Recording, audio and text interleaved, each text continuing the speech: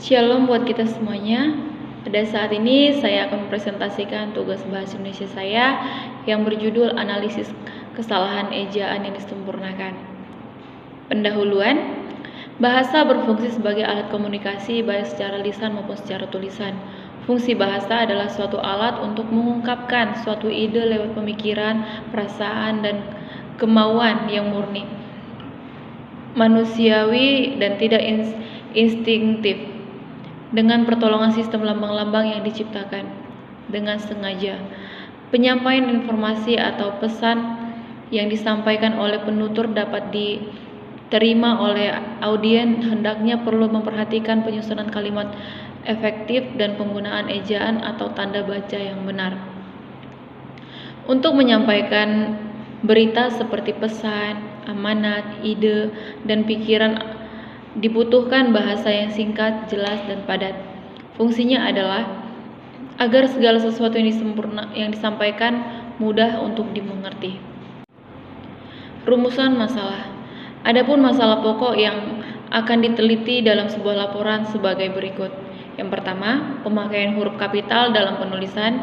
Yang kedua, penulisan ejaan yang disempurnakan dalam penulisan. Yang ketiga, penelitian kata depan seperti di, ke, ataupun dari dalam penulisan. Yang keempat, pemakaian tanda baca seperti titik, koma, titik dua, dan titik koma dalam penulisan.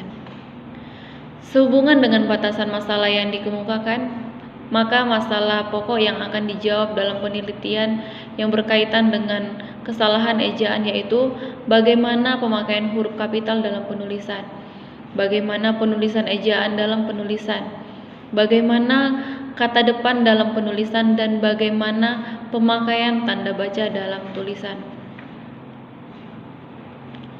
Adapun tujuan dari rumusan masalah ini yaitu yang pertama, untuk menganalisis pemakaian huruf kapital dalam penulisan. Yang kedua, untuk menganalisis ejaan dalam penulisan. Yang ketiga, untuk menganalisis penulisan kata depan dalam penulisan. Dan yang keempat, untuk menganalisis penulisan tanda baca. Metode penelitian. Penelitian ini merupakan penelitian keperpustakaan atau library research, yakni melalui pengumpulan data atau hanya tulis ilmiah yang bersifat keperpustakaan, dan juga termasuk jenis penelitian deskriptif kualitatif berupa analisis kesalahan dalam ide. Pembahasan. Yang pertama, penjelasan istilah analisis. Istilah analisis adalah penyelidikan terhadap suatu peristiwa untuk mengetahui keadaan yang sebenarnya. Terdapat 3 aspek yang lazim dalam ejaan, yaitu yang pertama, aspek fonologis. Aspek ini menyangkut penggambaran fonem dengan huruf dan penyusunan abjad. Yang kedua, aspek morfologis. Aspek ini menyangkut penggunaan satuan morfemis. Yang ketiga, aspek sintaksis. Aspek ini menyangkut penanda ejaan berupa tanda baca.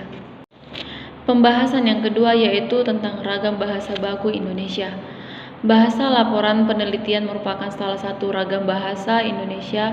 Ragam ini sering disebut dengan ragam bahasa baku, ragam bahasa ilmiah, dan ragam bahasa standar, dan ragam bahasa ilmu. Saat ini kita akan masuk dalam pedoman umum ejaan yang disempurnakan. Pedoman ini terbagi menjadi 7 bagian, yaitu yang pertama, penulisan huruf kapital dalam bahasa Indonesia.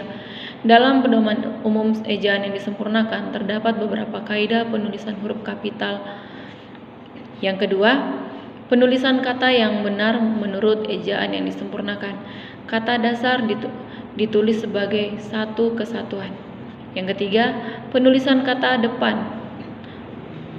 Kata depan seperti di, ke, dan dari ditulis terpisah dari kata yang mengikutinya. Tetapi perhatikan juga awalan di dan ke disampaikan dengan kata yang mengikutinya. Yang keempat, tanda titik. Tanda titik dipakai pada akhir kalimat yang bukan pertanyaan atau seruan. Yang kelima, tanda koma. Tanda koma dipakai dalam unsur-unsur dalam satu rencana atau pelembangan. Yang keenam, tanda titik koma. Tanda titik koma dapat dipakai untuk memisahkan bagian-bagian kalimat yang sejenis dan setara. Yang ketujuh, tanda titik dua.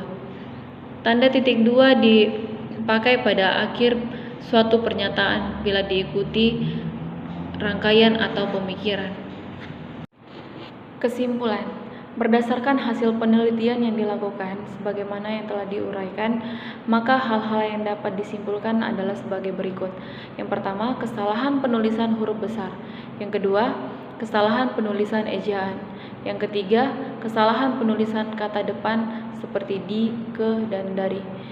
Dan yang keempat, kesalahan penulisan dalam tanda baca seperti titik, koma, titik dua, titik koma, dan tanda petik.